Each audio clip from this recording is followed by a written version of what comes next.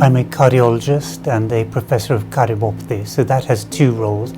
From the cardiologist perspective, I'm seeing patients in clinics on the wards with myocarditis, and then the professor hat is the other half of what I do, and that's a research-based position, trying to understand why patients have illnesses, what we can do about them, how we can look at cures for them.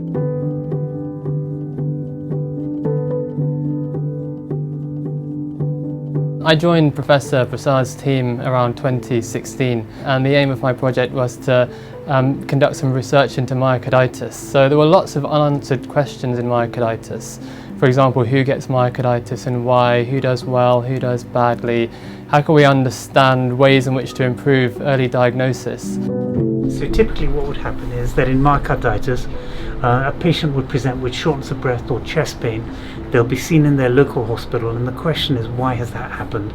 They're often young, it's sometimes post-viral, not always, and then they're referred for an MRI scan to try and work out what's going on. And it's at the MRI scan that we really have the best clue into the diagnosis and what's been the cause. I think a lot of patients who've been diagnosed with myocarditis can be quite nervous. First of all, because they've been diagnosed with a condition that could be serious, and often they might not have any serious health conditions before, so they might have been fit and well. The heart beats over 100,000 times a day. How does it work? Why does it work? Why does it keep going? What makes it stop? What makes it continue?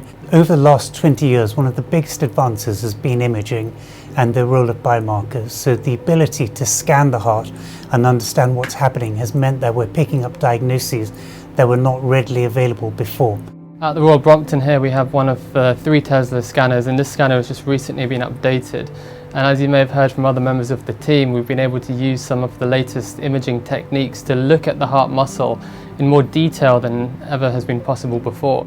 The other thing that's made a big difference has been blood tests, where now we can home in on really early markers of disease and therefore pick up patients at an earlier stage and also think about the right treatment for them. So those have been 2 things that have made a big difference.